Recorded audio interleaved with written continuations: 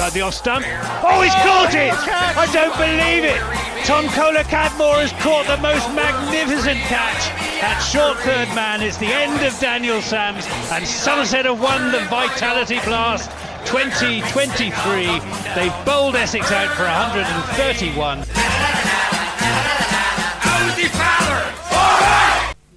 Hello there, you're listening to Always Look on the Bright Side of Life. This is the Somerset Cricket Podcast.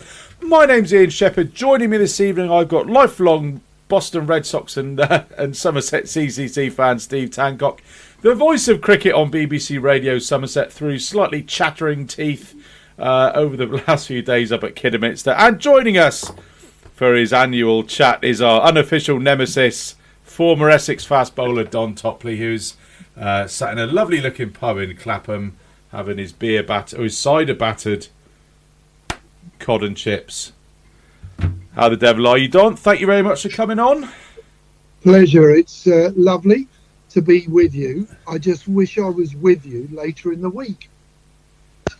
Yes, Somerset, of course, taking on Essex at the Cooper Associates County Ground, starting on Friday. Of course, that is the title decider. If I just quickly pull the table up. Second place Essex, taking on fourth place Somerset with just the 18 points difference between the two sides. Essex, of course, having won 2 games. Somerset still undefeated. We'll leave it at that. Gibbo, have you had your treatment for hypothermia and medically induced boredom coma? God,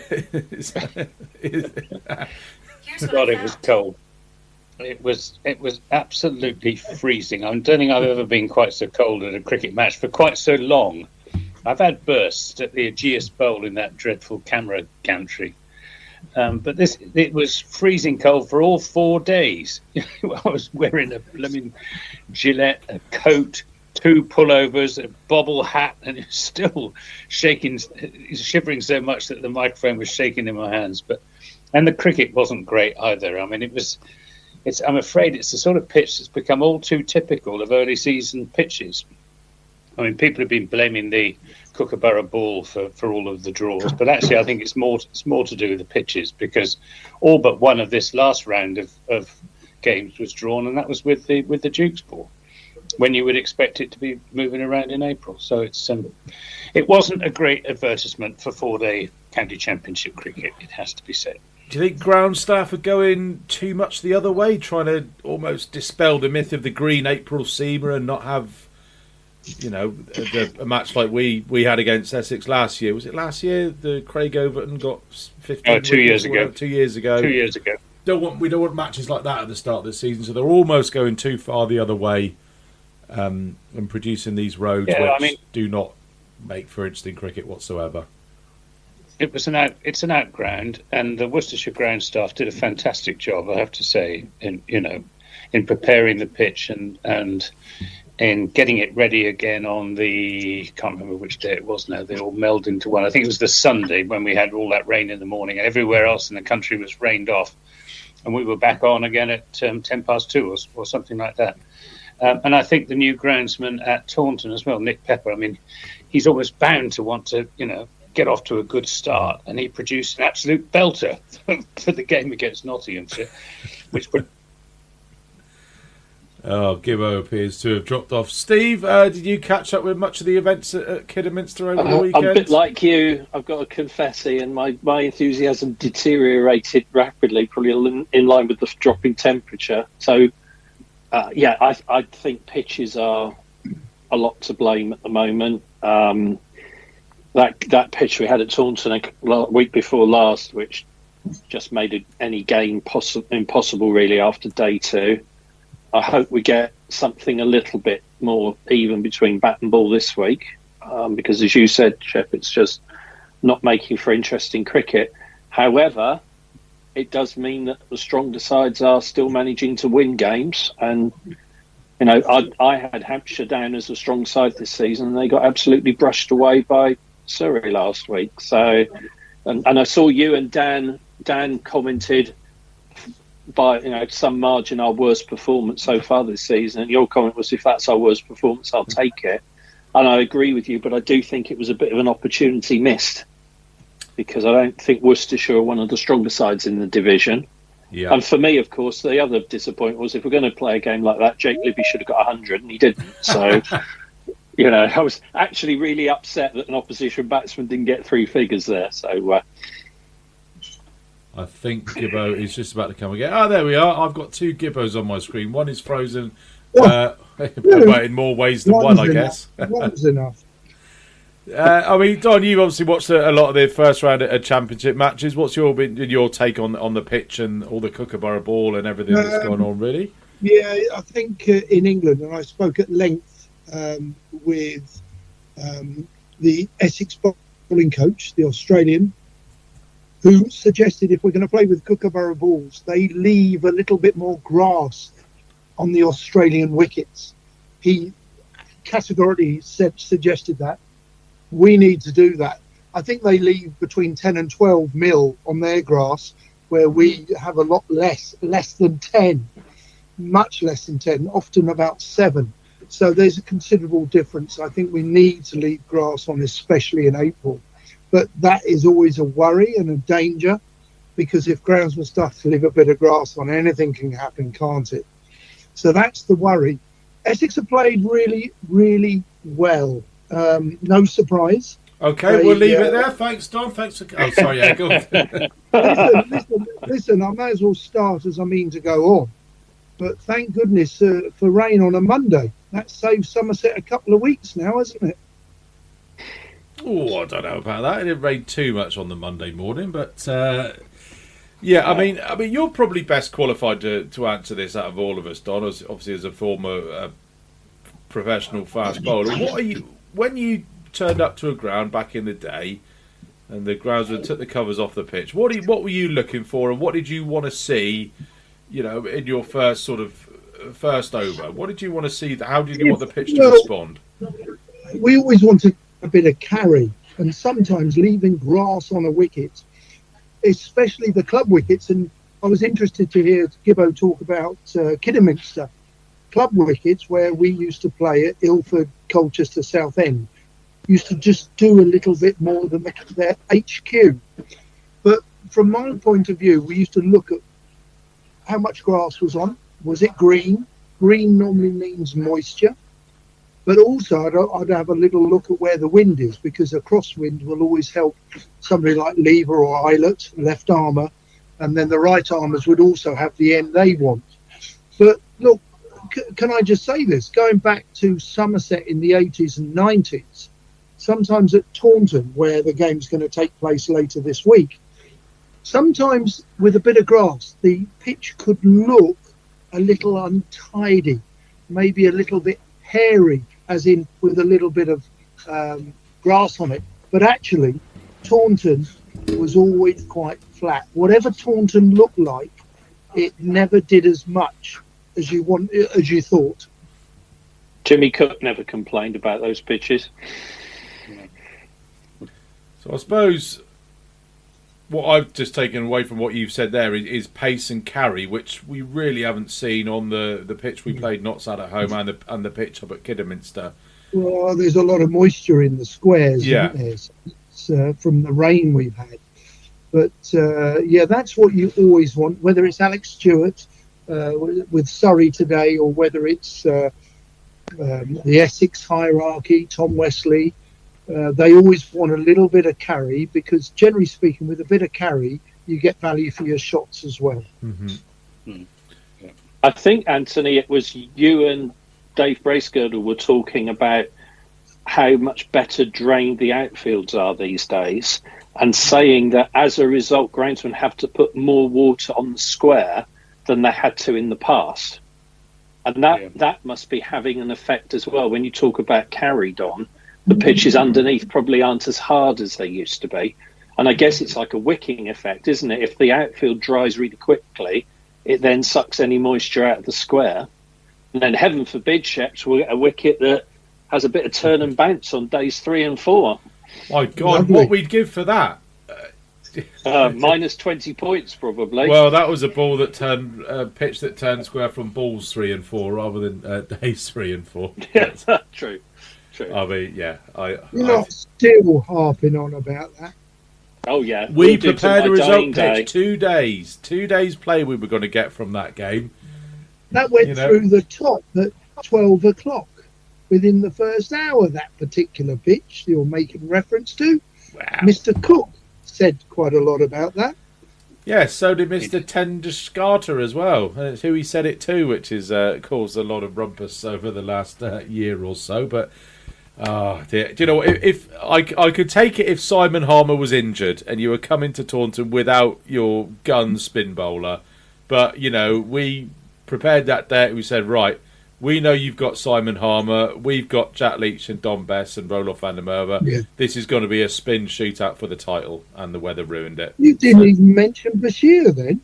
Well, I think Bashir was still in nappies in 2019. Well, maybe not nappies, but he was certainly still in school. Wouldn't it be a great contest if it was played on a turning wicket where Harmer and Critchley's not to be underestimated. He's not a part-time spinner. Obviously, we don't have Dan Lawrence anymore, and Dan Lawrence wanted to bowl a lot more, and he's also number one spinner almost at Surrey now. But Harmer and Critchley against your two would be a fantastic thing to watch. Yep. Yeah, but we're not going to get that, I'm afraid. No. Jack Leach isn't far away from fitness as well. See, he captained the seconds up at Bromsgrove. But he's not playing this. He's not playing this game. No, he's not bowling much still, is he? No, has he bowled yet? I see we've. Have a look at the wicket Sonny Baker took. That's all over the Somerset socials. It's been quite lively. No, he hasn't bowled today. Ogborne, Baker, George Thomas, and young James Thiedham were the only ones to bowl today. So Ian, while we're talking about bowlers, can we talk about Casey and the fact that this business of resting him? And again, Don will have an insight on this, but he was bowling so well, and again, I didn't see very much or hear very much, but just looking at the scores, it seems to me, Anthony, that he was back to Casey of last season rather than what we saw early this season. Is that a fair comment? He was all over the place. He was trying too hard. He was trying to bowl too fast, and he didn't have any rhythm. And whether that was due to him being rested, I honestly don't know. I didn't speak to him, but he wasn't very good. But he wasn't like last. He wasn't just sort of lolloping in and rolling his arm over. He was trying to bowl seriously fast, because that's obviously how he's setting out his stall now. That's what the coaches have told him to do. I'm sure that's right, but he just didn't get it right on a pretty unhelpful pitch. He was trying to flog life out of this dead pitch, and just got a bit wild in the process. But he'll be back, and I expect he'll be in the side against Essex. I'm sure. What a cracking cricketer he looks like. Yeah, he is. I've seen him. I've seen him perform. I've seen him play, but I think he is somebody that could be in your side for an awful long time. And these guys are finely tuned athletes today. So from that point of view, look, we know where we stand on county cricket. We do play quite a lot, and it's a huge demand on the lad. You don't want to see him break down with a stress fracture in August. He's a cracking cricketer, somebody very exciting, who's going to perform well for Somerset over the next 10 years, maybe. Yeah. Good pair of hands as well. Yeah, well, he's a really good all-round cricketer. He is, top notch. He sounds a very sensible lad, quite a character, and quite, down to earth and honest. I'm quite worried about all our young lads, because they all seem to be very down to earth. They're all genuinely nice blokes. There's no airs or graces about any of them. I'll just, I don't know what's going on. Want a bit of nastiness? Yeah, if they're fast bowlers, they need to be a bit nastiness evil, and grumpiness. That's what we need. Yeah. Just taking your point about fast bowlers and resting them. Then I did have a quick look at some statistics today. Sam Cook has played 3 games. Shane Snater has played 4 games, and Jamie Porter has played all 4 games as well. So, yeah. Okay. Right. No, now, I mean, I'm not saying that as a criticism of Essex or criticism of Sam. I'm just saying what makes those bowlers able to play nearly all the games. Cook was rested second game, but Essex still won at home. Look, I'm being a bit naked now, and don't make sure this isn't repeated back in Essex, please. But Essex's front 11 is really impressive, and I expect them to challenge Surrey. But there's a big but to this. When we need a 12th, a 13th, a 14th, a 15th, I'm not convinced our reserves are of that quality. They're good cricketers, but they're not the same as the best first 11 we've got. So I'm being honest with you, and I'm a little bit worried about the reserves. I think most counties will be in the same boat. You certainly look at Somerset without Craig Overton. They looked a completely different side up at Kidderminster, and maybe not necessarily down at Kent in the first game. They all seemed to bowl well as a unit there, but certainly up at Kiddie, flogging life out of that. Huge man for you guys, isn't he, Craig Overton? Huge man for as your all-rounder. Mm-hmm. Yeah. Yes. Oh, we've got tons of all-rounders, Don, don't worry. Jake Ball's now an all-rounder after last week. Yeah, 29-30 got coming in as night watcher on whatever night it was. The Sunday night, wasn't it? Sunday night into Monday morning, wasn't it? How's he fitted in, Gibbo? Jake Ball? Oh, he's fitted in really well. He's very popular in the dressing room. But is he the bowler that he was? Well, he hasn't shown much sign of it yet. I'm being brutally honest. Yeah, I think that's the general. I didn't consensus. think when you asked Dave Bracegirdle about him leaving, Dave was very clever in how he answered Anthony when he didn't really say too much, which to me was he wasn't going to be missed by Notts. That I might be being an old cynic, but that sounded to me. But his silence was all telling. Let's say. Well, Notts' bowling attack isn't exactly... They're not a bunch of spring chickens, are they? And, Luke Fletcher is getting into the latter stages of his career. A couple of others are as well. So, for them to let him go seems a little bit strange, but... They'll just go and raid Derbyshire and Leicestershire for a couple of quick bowlers again, Ian. That's what... as well, so... Yeah. So Notts' loss is Somerset's loss. That was a joke. Right. So we go on to Andy Mead was selected ahead of Lewis Goldsworthy for that game. Is that a surprise?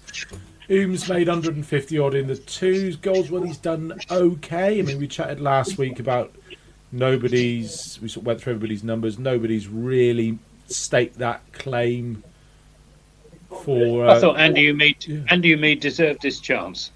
Mm-hmm. And he looked and he merited it as well.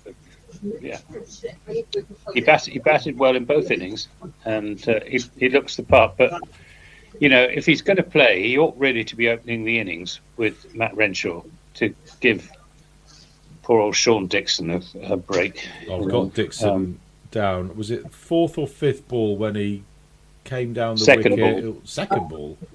Yeah. When he came down the wicket, tried to smash it through mid-wicket and got a thick edge over third man for 4. Oh, no, that was in the previous one, yeah. Yeah. But, I mean, in the second innings, when Somerset had 3 overs to go through, second ball he got from Jason Holder was floated up outside off stump saying, have a drive at this. And Sean Dixon went for it, hook, line and sinker.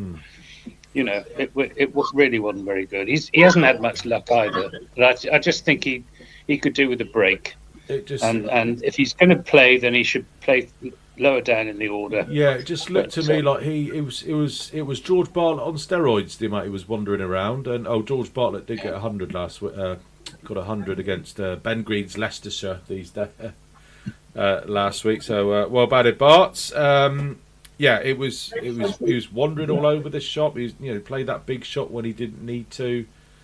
We talked last week about Lammonby having developed these couple of what I think are sort of these psychological tricks or methods to kind of keep himself focused. at the crease. I don't know if Sean Dixon needs to do something like that, because he just looked like a cat on a hot tin roof. We come back round to the discussion that we had last year, which is when Ames is back, does he open?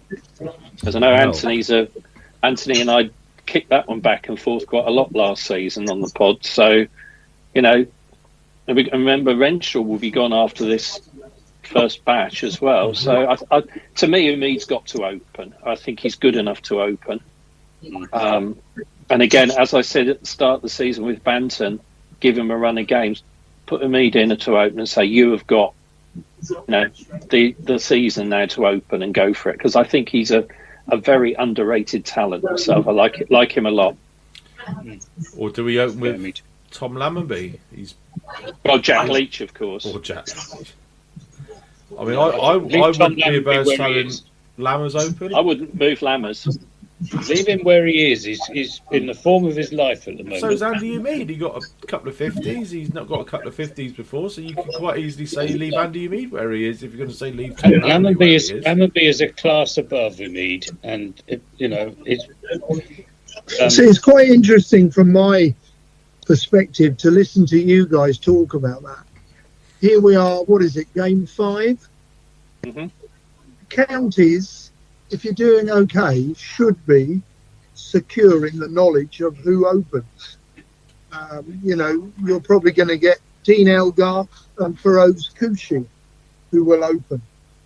Nick Brown hasn't played is until Feroz the Kouchi last bringing game. his railway sleeper with him this week, Don, or is he going to use a legal bat? Oh, yeah, that's an interesting one. We still waiting. We are still awaiting.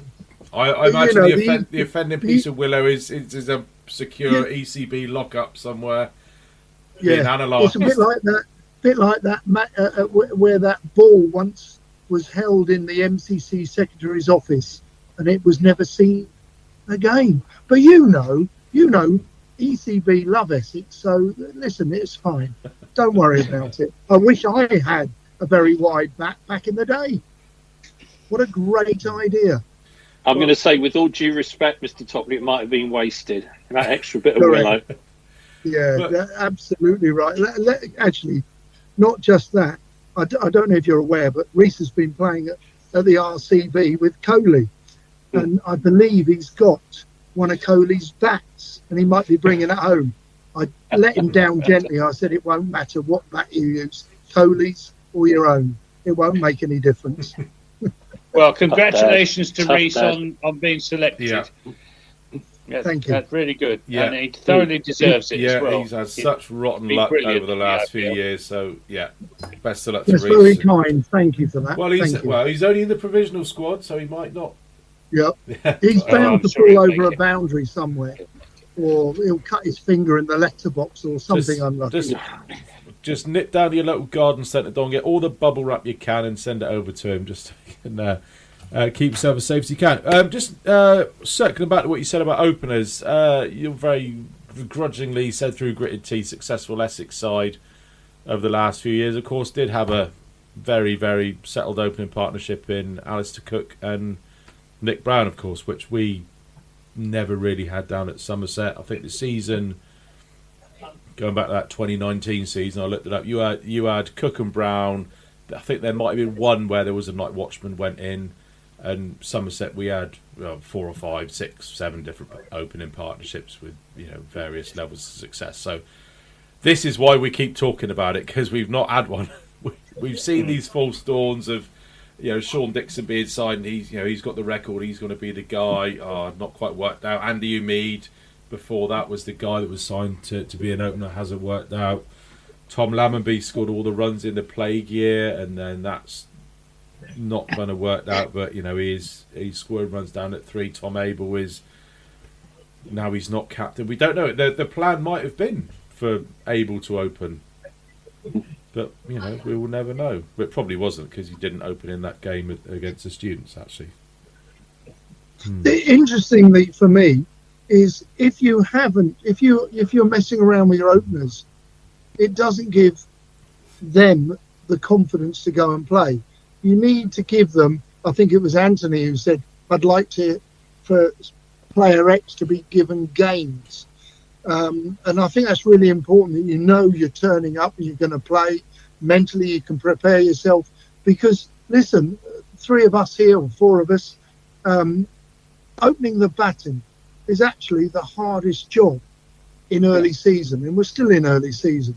It's I think you'll find sitting in a freezing cold gazebo on the outfield at Kidderminster is the hardest job in the start of the season, Don. But I mean, if you can stick with your opening partnership, which is what Somerset did last season, Lammonby and Dixon, and our average opening partnership in the first innings of county championship matches last season was 13.4 runs. 13.4. Is so that a Tom Steve Abel, Pittard special? number 3, might just as well have been opening the batting, because he was coming in the first, second, third, fourth, fifth, or sixth over, game after game after game, and yet they stuck with those 2, and it just didn't work. You know, and if it's not, I agree. You need to give players the confidence, say that they're in the side for a good run, so they don't need to worry about one poor score. But if they're not getting runs game after game after game, you've got to make changes. Because if you get off to a bad start, you know, all too often a bad start turns into a bad middle. And, you know, going back over the last 10 years, the number of times that Somerset have been rescued by the lower order is, you know, even when we were second in the county championship for year after year, it was always 6, 7, 8, 9, 10 who got us out of jail, because the top order were forever collapsing. This is an exaggeration, but you know, there's an element of truth in it. Yeah, slightly rescued. Big O Pretorius continues his path to redemption.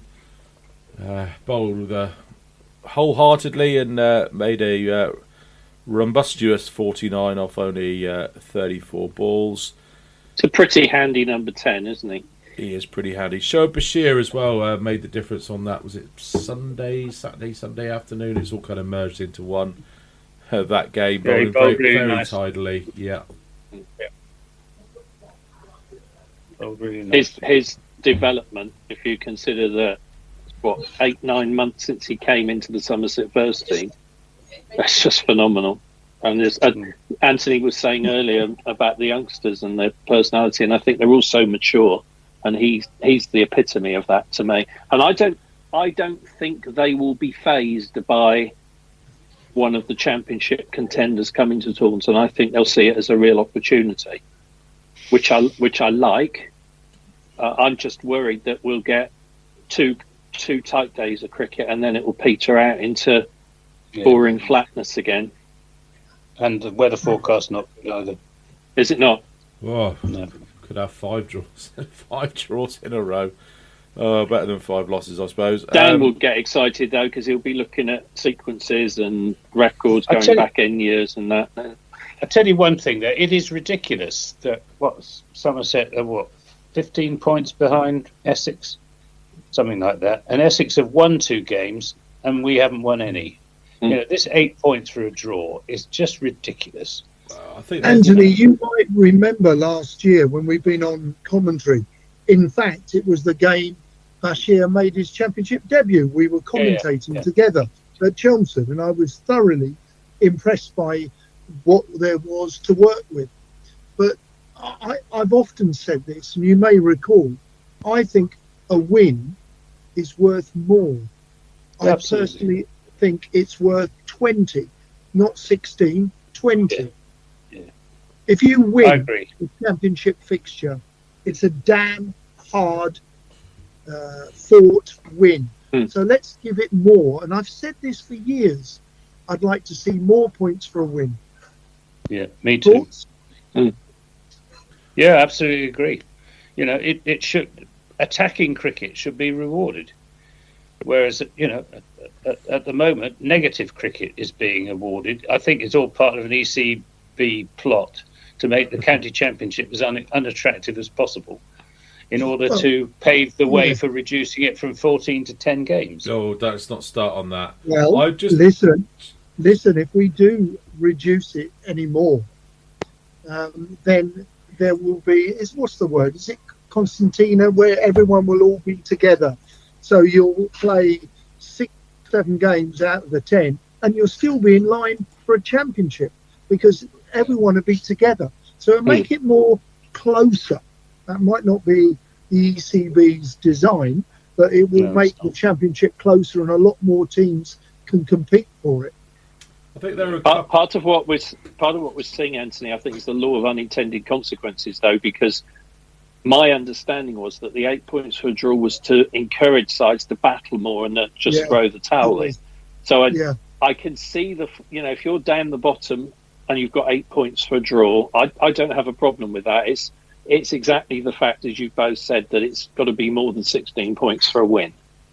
I like games where, I'm one of those sad people who go through the BBC Sport website on a Monday afternoon and go, right, what game's going down to the wire, and 8 and 9 are batting and, trying to hold out for draw. And that, to me, I find that cricket very interesting, and I might be sad and I might be a minority.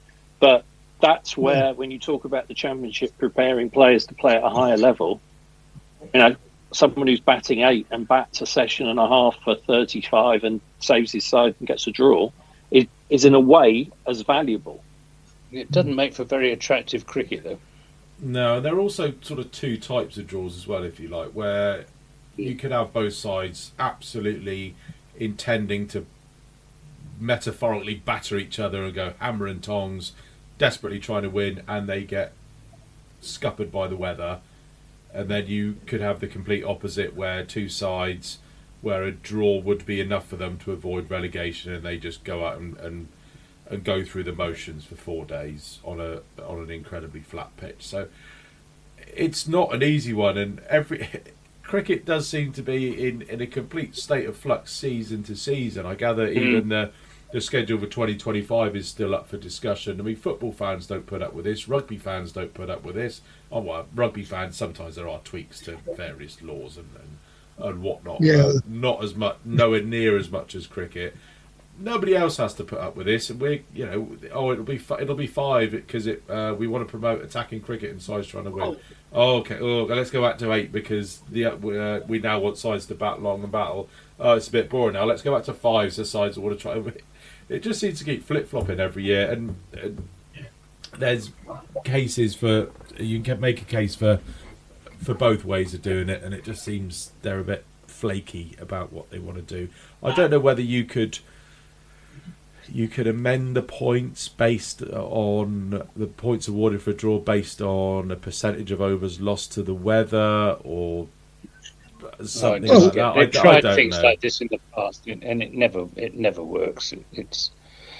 I agree with Don. If you want to have 8 points for a draw, let's have 20 points for a win.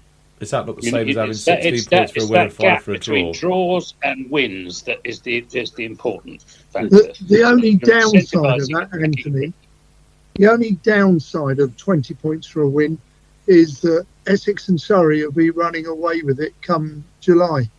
And there'll be a bit of a gap. If they're the best sides, then good luck to them. But I do think it would, I do. The only other thing I'd say, and I don't know what you feel about this, the games where teams didn't get out on the park, should they have 8 points? We've seen it a couple of times this season, haven't we, where a ball wasn't bowled. Should they get 8 points? Well, should they get even more because they've not had the opportunity to play for bonus points? That sounds very socialistic. Well, I mean, in the Saturday League cricket that I play, if your game is it's 10 points for a win and you can get 5 batting points and 5 bowling points. Now, if your game is totally washed out, you get 10 points. If it's washed out during the first innings, you get 8 points, and if it's washed out during the second innings, I think it's 6 points you get. So that's complicated. It is complicated, but it's a bit fairer because you've got the opportunity to play for bonus points in the first innings, which is why you get 8. If you're rained off before you've had the opportunity to play any bonus points, you get 10. So it kind of makes sense, and I don't. Unless you brought in some version of Duckworth Lewis or Win Viz or something like that, do you know what I mean? It's an art, it's not a science, and it's never gonna be 100% fair, whatever system you put in place. Can I just say, you saw an insight there why Don would never have been born a Somerset fan, because he made this thing about Essex and Surrey will run away with the championship. Now, if we were second, if we're in the position Essex are, and Essex were fourth, we'd be sitting here going, yeah, but what if Craig can't play, or what if this happens, or James Rue isn't making many runs, or Lancashire looks strong still, they haven't hit form yet. We would find every reason on the pod to say why we wouldn't be able to sustain where we are. And yet this is the Essex mentality of, we're second and we're going to go for it, and the rest can go fiddle, basically. We're not 18 points off top, we're 29 points off bottom. Yeah. You could easily turn us over this week or weekend, because you only have to have a bad session and suddenly you're chasing the game. Anything can happen in the game of cricket. So Essex will come to Taunton very aware of how some quality cricketers you've got in your ranks. As I say, and I still go back session, on to the fact we had a very bad session at the Oval and came out of Very that again bad? Very bad? Have I understated it? Just Sorry. a little bit. But anyway, carry on. Right. We had Ian will insert in the edit description of the session. I don't think that. It was leave fucking a gap dreadful. for 7 for 20. But anyway, carry on. But we came back against one of the championship contenders very strongly in that game. So, take a positive out of a negative there. That was a heck of a good performance, as we said. Yeah. And that, for me, was a real positive to take from that game. The guts and fight that we showed to dig ourselves back out of the hole, and only for Miguel Pretorius to earn the golden apple for brain fart of the year in April, which is, if any Somerset players are listening, you're not having it. No matter what you do, it is done and dusted. Hey, it's not long till the T20 blast. It's only towards the end of May. You enjoy the T20 blast, don't you? Oh, we do. I'm struggling to remember last season. What happened last season? What happened last year? What happened last year? Yeah. In the final. I Who did we play in the final? How many times did we beat Essex last year? I think it was 3, wasn't it? I think Did we win all 3? Yes, we did. They thought they'd done the hard work at Taunton. They bowled us out for 140, and they straight up thinking, we'll knock this off. And then I think we bowled them out for about 120. Down at Chelmsford, it was a massacre, wasn't it? I think it was a massacre. It was 180 and all I worked with Don on that one. Oh, that was the best evening of the whole season, I tell you. And listen, don't take away commentating from anything under the desk. from the final. The final. We, Essex, I am sure, would, when we look back in years to come, Essex could have won that final at Edgbaston, but you won it fairly and squarely, and you were by far the best side in the T20 blast. It hurts me to say it, but it's true. Yeah. Well, we won. What did we win? 17 games or something, wasn't it? Or 15, it's on my 15 mug. out of 17. Gone? Yeah. 15 out of 17. I had an opportunity in the winter to meet up with Tom Abel on his travels in the franchise circuit in South Africa. What a cracking young man he is. And I'm going to ask you, why did he give the captaincy away? Because I thought he is quite a leader. Because he's done it for long enough. He's done 7 seasons as captain. 2017. Yeah. 7 seasons. His form had dipped. Somerset's championship form had dipped as well. And the type of bloke Tom Abel is, that will have weighed heavy on his shoulders as well. He just lives and breathes Somerset County Cricket Club through and through. And I think it was just time for him to change. As Gibbo said, 7 years is a hell of a long time. I think it's our longest captain in the modern era.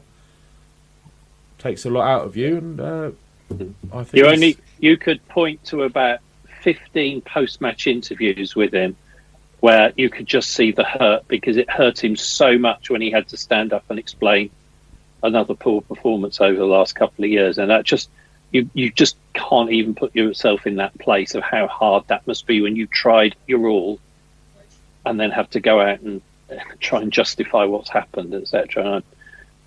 everything you say about him, Don, is right, and it's squared, and it's still right for me. He's one of my all-time favourite Somerset players, and there's a lot of players in the list of Somerset players I've seen play. And I'm just so, we said about Reese's bad luck with injury. It's so typical that he starts the season, and what he gets to 25, and hamstring goes again, and it wasn't even a quick run. It was just a normally paced running of 2. Is that the hamstring he's had problems with before? He has. I don't know if it's the same one, but he has. He did it. He did it at Chelmsford. And then got injured. That was his he back, did it at wasn't Chelmsford. Do you remember, Don? When Tom? Yeah, up on the boundary. Yeah. What was the one he did in bowling in Sri Lanka? That was at his back, wasn't it? No, it was his side. Side. He did it the side for the Lions. Yeah. Yeah. When he was off, as you say, he was off white ball side squads. Yeah, he was off the back of that fantastic campaign he had in South Africa, because his side won that competition, didn't they? Mm-hmm. And he played 2 years in a very row. well. He scored some fantastic runs in the sort of 3 and 4 for Sunrisers. Very impressive. It was actually great to see that English quartet. It was Sir Abel Worrell. Sorry, he's not technically English, but Worrell. And then I had Liam Dawson and Adam Rossington. They did really well over the last 2 years, so it was really good. What about that catch he took? Do you remember that? Oh, yes. Catch. The catch that wasn't a catch, really. he just clipped the boundary. Yeah. But that's a regulation catch for Somerset in one-day cricket, though. Oh, yeah, without a doubt. Craig and Casey and bag a couple of those every game normally, so we get a bit blasé with those. Lovely. So, neither side, Somerset or Essex, has a game next week. So we should expect to see both sides playing at full strength, which is something that has been a topic of conversation on our Twitter amongst Somerset fans, is the rotation policy, particularly in the case of Casey Aldridge, who had the game of his life up at the Oval, was rotated out and then came back and didn't bowl particularly well up at Kidderminster. The two may be entirely unrelated. Who's your best bowling 11 then? Oh, well. Good question. That's a very good question. Overton and Gregory and Aldridge and Bashir. Mm-hmm. That's the best. They're the top 4. But where you go after that, I'm not sure whether it's Davey or Pretorius, Jake Ball, Sonny Baker. I'm a big Alfie Ogborn fan. I want to see Ogborn in. Know nothing about Pretorius. Do you think he is worthy of playing? Well, he hasn't. My answer is I think he's going to be a heck of a good T20 player. Yeah, could be. But you need bowlers this weekend. Yeah, well, our problem throughout this season is going to be taking 20 wickets.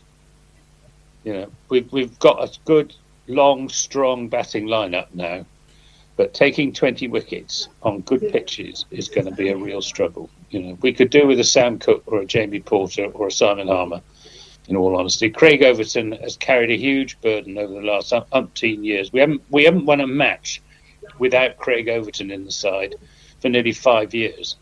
And he's getting on. He's had his back problems, and you can't expect him to do it game after game after game. And I agree. And not in the county cricket. Is, getting older, and he's got back problems.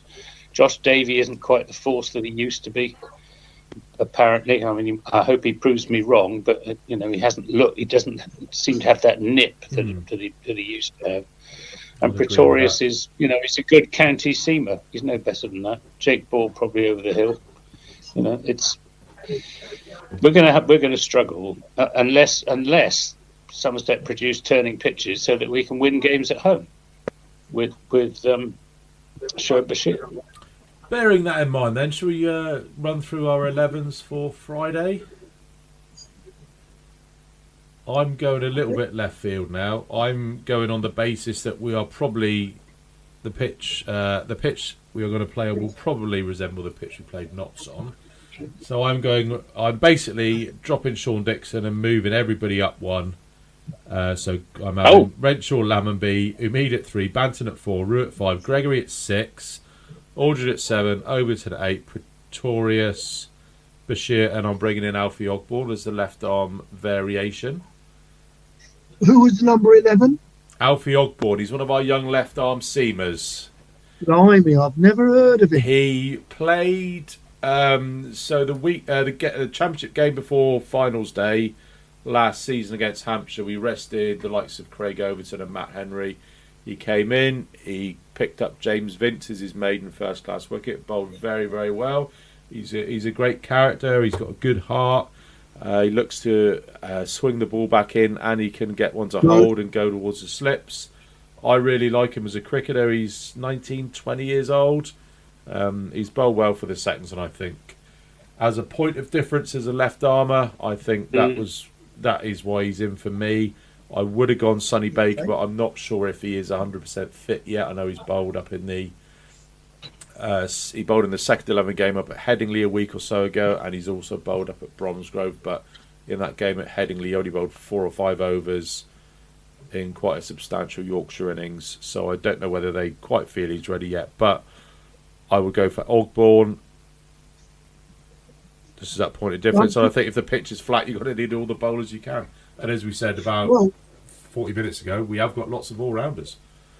So the batting... That's a great call if he does play, because having a left armour will bring the off-spinners, Harmer and Bashir, into play. Very important, that.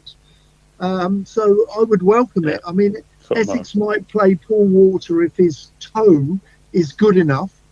He'll support, he won't be a main bowler. He'll be a partnership breaker and bowl 6 or 7, 8 overs if needed. But again, he roughs up an area for the off spinner. So it's great. That's one of the great assets of a left armour and an off spinner. And I go back to David Ackfield, Jeff Miller with John Lever at Essex. So it's one of the oldest tactic in the book, really. Off spinner to the left arm overs, footholds. Yeah. Is Rossington going to be fit to play, Don? To be honest, I don't know. I think his injury was a little bit worse than expected initially. And of course, we've had Pepper had a problem. We had this lad, is it Duke? Harry Duke? Yeah, Harry Duke. Yeah, on loan from Yorkshire, yeah. He was on loan for 2 weeks. I'm sorry to say this, and I think, Anthony, you're with me on this. Dom Best last year played for 3 counties in 3 weeks. To have someone for 1 week, or to have, we've got Harry Brook for 2, I am so totally against these brief loan signings. I think it's especially in April as well. That's the mad thing. You think you could make a case if someone said, "Well, look, it's July now. I haven't played a championship game yet. I want to get some cricket," and the powers that be at your club, your county, go, "That's fair enough." But April, I mean, come on, it's just. No, I agree totally. I mean, Essex are down on 3 wicket keepers. They brought someone in who did a pretty good job, but he's a real young part of the Essex under 19s, I think he was, and he did fine. But listen, I am of the dinosaur vintage that it's tough. You just don't go out and bring in a loan signing for 1 week or 2 weeks. I think that is disingenuous to the county championship, personally. Yeah, and it must be very discouraging for your own young players who come up through the pathway, and then they see the opportunity to play first team cricket, and the county drafts someone in from outside. I mean, You asked about Rossington. There's also Pepper. Michael Pepper's had an injury, and then you've got Jordan Cox, who came over from Kent. He could keep wicket, but he had an injury from last year that still hasn't formally recovered to keep wicket. So Essex are three keepers down. Yeah, I was just going to say about the loan situation. It would be ideal for me or this is what I would recommend, is a loan must be approved by some sort of committee. So if you say you want for us, Jack Leach is injured and Shoaib Bashir is injured, but we've got young John Smith in the academy who bowls off breaks, the committee would say, no, you're playing him. He's played 4 or 5 games to your second team. He's playing. You're not bringing Don Best back in on loan from Yorkshire. And, ditto for any different positions. Similar to concussion sub, Roy, it's got to be a similar like-for-like player. If you've got one, you ain't bringing one in. Steve Gibbo, didn't get a chance to get your 11s. Okay. How creative are you getting? Well, I dropped Sean Dixon and bring Lewis Goldsworthy in. Maybe opening a right-left combination with Renshaw. And I think I'd bring Craig Overton and Josh Davey back in, replacing Jake Ball and Pretorius. Dropping the overseas. Well, brave. He's, I think Josh Davey deserves a chance to show what he can do. He and Craig Overton are two of the most successful opening bowling partnerships in the last 15 years in English cricket. They do complement each other very well, and it would be good to see them back in harness at Taunton. Fair enough. Can't argue against that. Steve, what did you come up with? Umeed moves up to open for Dixon. Goldsworthy comes in back in the middle order, probably. I might even ask Banton to bat at 4 and Goldsworthy at 5. I'm not going to be as creative as you, Ian. I think I'll definitely go with Davey and Overton alongside Lewis, Gregory and Bashir. So it then comes down to a choice. And I'm definitely going to go for Casey over Jake Ball or go Pretorius, definitely. Again, going back, I said it earlier about, give Banton a run, give Umeed a run. You've got to give Casey Aldridge a run. And I hear what Don says about, how hard it is for fast bowlers and you don't want to get injuries, but we've got the week off and then we're going to go up to Durham and steamroller them. So he won't have a lot of bowling to do up there, hopefully. So, I'd bring him back in and keep him in. So, the overseas, I'm sorry, I've got a lot of time for Pretorius. I think he's got a lot of potential for us, but he's not, if I wanted to throw, I always think if I'm captain and I'm in a situation where, Essex are 60 for 5, but Overton and Davey need a rest, who do I want to bring on? And I'd want to bring Gregory and Casey Aldridge on in that situation. Let's hope they're not 60 for 5. Well, we'll see. Right. I was going to say 260 for 1, but then I had an epiphany. Let's not talk about that. What else is going on? Western Storm beat the South East Stars today by 8 runs on Duckworth Lewis, runs of Fran Wilson and skipper Sophie Luff. Let's hope that bodes well as an omen for the men against the boys from the South East on Friday. Heather Knight has been appointed to the board of the club as an advisor, so I'm not quite sure what that will entail, but certainly one of the most respected figures around the game, both men's and women's. Very good. Very good. Steve, have you had anything through about the AGM yet? We normally get it through about a month away. It is on the 29th of May. I didn't realise that. We've had to reschedule a podcast, which Skibbo can't come to now because he'll be pissed up, tasted all the cider off on the Bath and West from the Bath and West show. Yeah.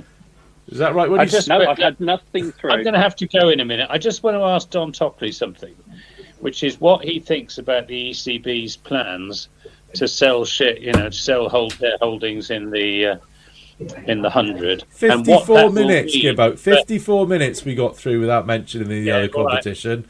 Well, no, I'm not. I'm not talking about the 100 as an entity. I'm talking about the financial arrangements and what they could potentially mean for both of our counties. Because potentially, we're both going to be left out in the cold. And Somerset and Essex are two of the greatest cricketing counties in the country.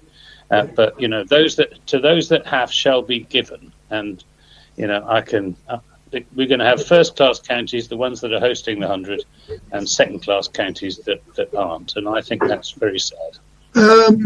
Yeah, if it happens like that, it is a shame. But look, I don't want to go off at a major tangent, but I believe 5 of the 18 are on advance payments. Now, Anthony, any company that's on advance payments is struggling and a bit of a worry. So it was 12 years ago, 5 nearly went to the wall. Now we're on advance payments. We need this income, and this income should be shared and split equally. It's not going to be. Well, let's wait and see. I want it to be split equally, without a shadow. And I want the ECB to stay in charge and be responsible for 51%. Well, they're not going to be. The counties are going to. The hosting venues are going to get 51%, and they can sell it. You know? And the rich will get richer, and the poor will be left out in the cold. And the future's always been. But I don't want that to happen. I don't want that to happen. And I've been quite a noisy individual about the 100, and I do believe it's an exciting. And I know you're gonna throw me under the bus for this, but I do think it's a very good and exciting opportunity where cricket can forge a future, and that's important. If we don't do it, I think it's a worry going forward for all the counties, including some of the big ones. It's not just the small ones that struggle. The overheads for the larger ones are massive. They really are. So be careful for what you wish for. We don't need a gimmicky. We do need a single 20-over competition that is the English equivalent of the IPL or the SA20 or whatever. We do not need 18 teams. Well, yes. Why not? Because it dilutes the product. So you go back to the 2 division setup. That doesn't do it either. Listen, more importantly, and reading social media, what do you guys feel about Gloucestershire having a bigger stadium than yourselves? Well, everybody's got a bigger stadium than us because we haven't got a stadium. We have a cricket ground and it's the best in the country. It is a fantastic stadium, far superior to Chelmsford. Yeah, Chelmsford is dreadful. I can't say that, but you're right, Anthony. Don, I just say there's I'm hearing a lot of contradictory noises out of Bristol because there's this talk of a new stadium, and then I suspect that county might be in the category you referred to a minute ago, and I'm being very careful what I say here. So I'm with my accountant's hat on. I'm trying to square the circle here, and I can't. So I found that quite bizarre. I'm going to love you and leave you all. Okay, Anthony, have a cracking couple of days down at Taunton. Well, let's hope the rain doesn't interfere too much. What are we doing playing games in May? It always rains in May. And I'll see you chaps soon. Yeah, over there's a rain for the rest of your break. Cheers. Yes, if you aren't aware of what happens, Gloucester members have given their chairman the boot at their AGM. There's plans to move to a 21,000-seater stadium with much better transport links off the M5.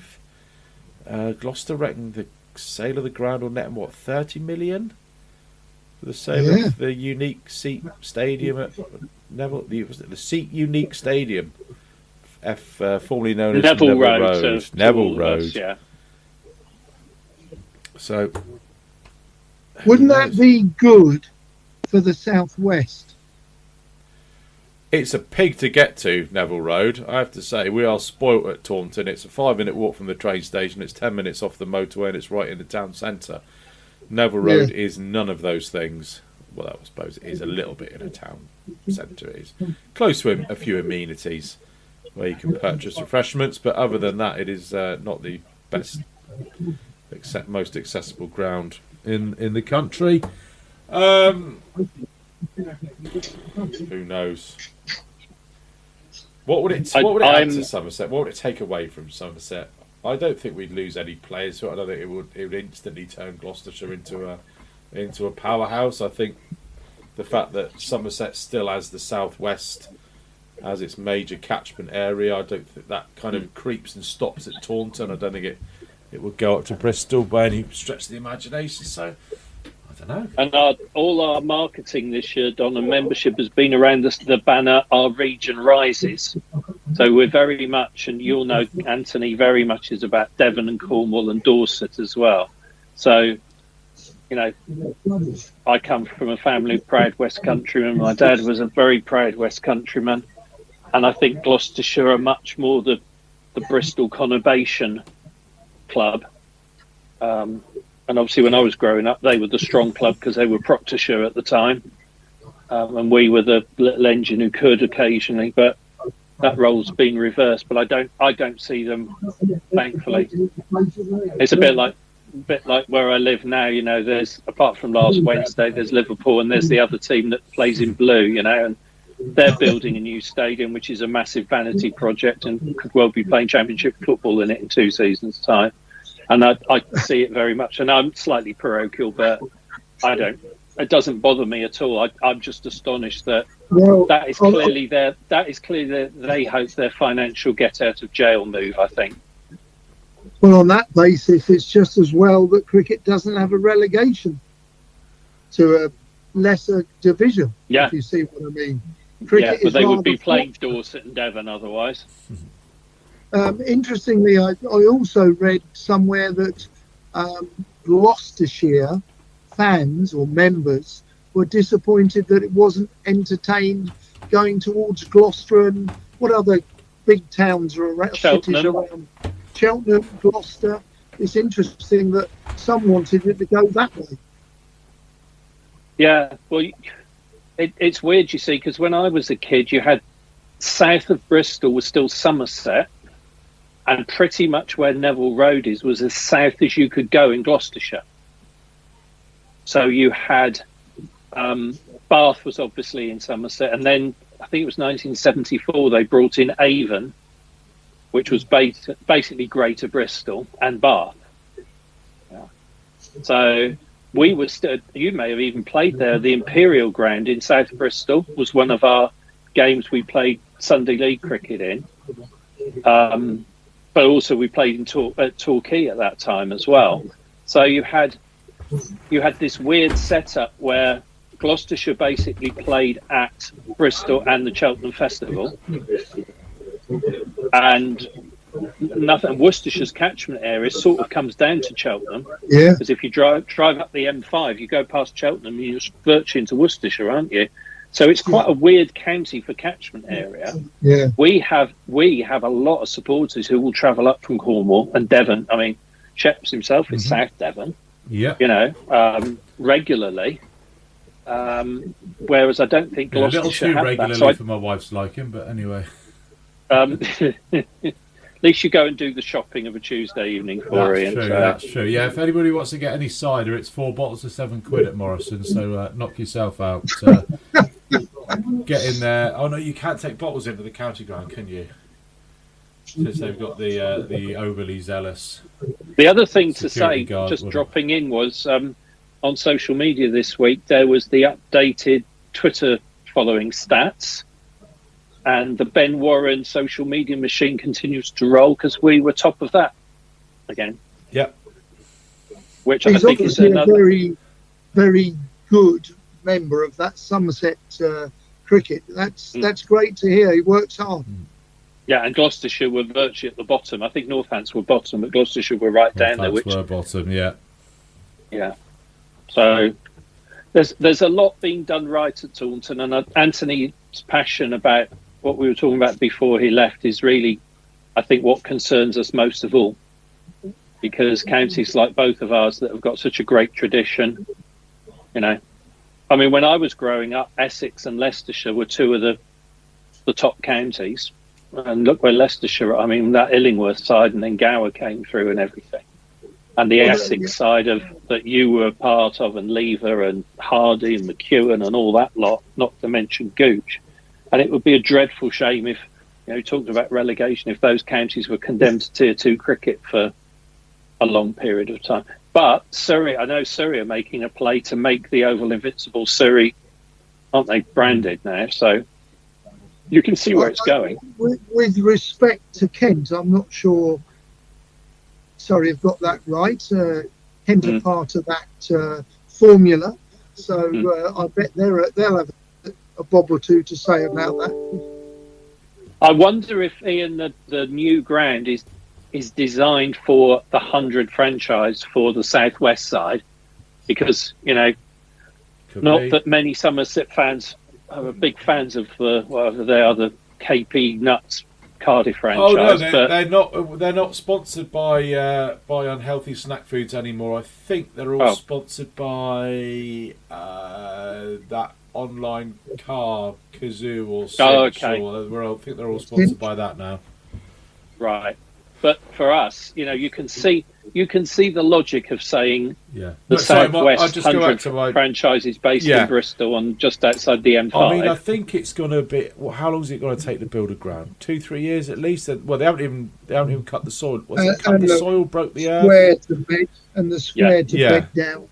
Yeah, so it's going to be say 5 years before that stadium's up and running, and you'd think. Yep. With the pace that things are going on at the moment, that any decision about that Southwest franchise is going to have been made well before that new ground is fit and ready to go. So possibly not.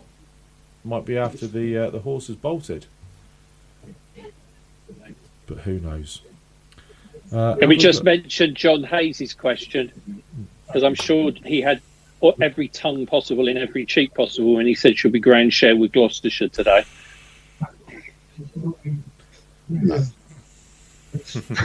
Only if they come to Taunton and pay us a king's ransom to play there. Oh, we wouldn't want that lot in our home sacred home dressing room, would you? You'd have to. No, we'd have two other dressing rooms at the other side of the ground. Fans coming into the members area, leaving all that smell around.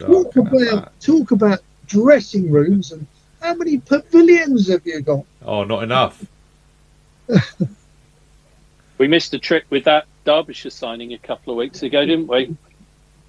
South African do pavilion or something. The Pavilion or whatever he's called. Might have missed a trip with an Australian sign as well. Peter Siddle going up to Durham as well for a few games. We'll have a Tom Abel pavilion in a few years, Toppers. So I think there's going to be a mystery benefactor from the northwest who's going to be putting in a few quid for that. So I've heard, Steve. Really, I don't know who that could be. Don't tell Debbie. Just one thing as well. Sad news coming out of Gloucester today is that Ben Wells, who was with on the Somerset staff for a wee while, has been forced to retire. He's got a similar heart problem to the one which caused James Taylor's premature retirement. So sad news to read that today, but infinitely more preferable than reading his obituary. So thank goodness that was caught in time. Best of luck to Ben for whatever future career he chooses. And Simon Hancock has said, when Abel and TKC come back, we'll have multiple options with a 3 to 5 slot, but no obvious opener. Don't know why I understand why Mead isn't opening. I think we've done that. And the 100 sale seems inevitable. Should the money be distributed in the way suggested?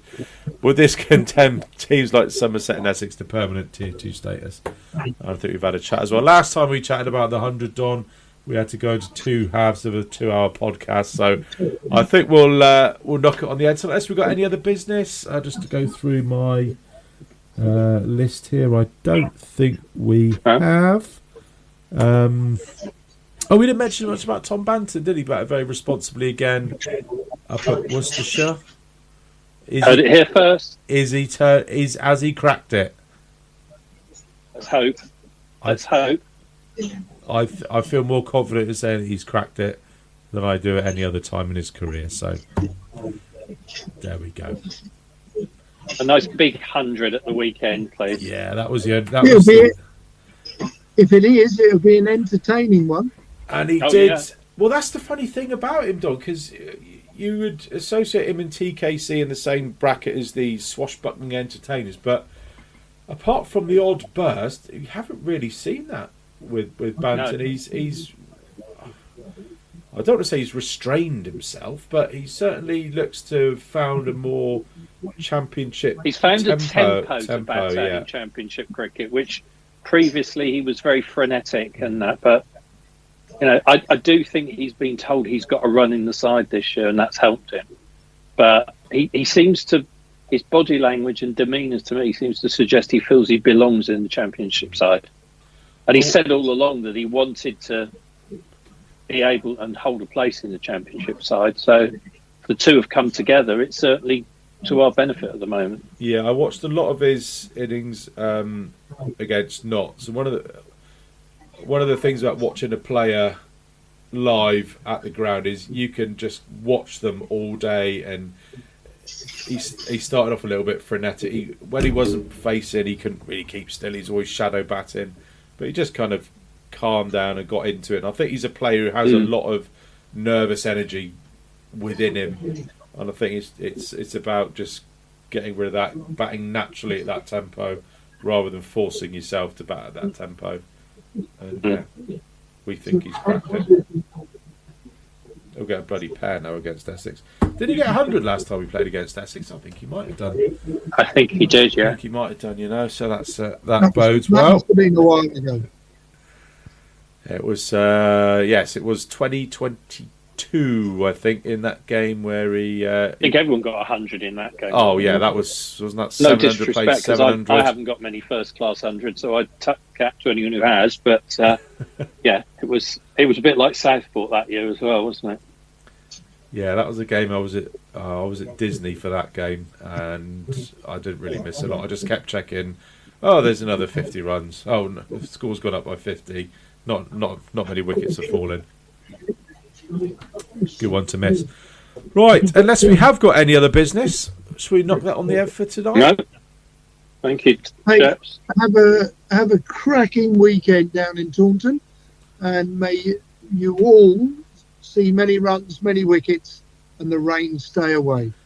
We'll try and dodge the showers. This, of course, is the first of two occasions where we host host Essex down at the Cooper Associates County Ground this year. It's a repeat of last season's Vitality Blast final on the 31st of May. Don, are you down for that one?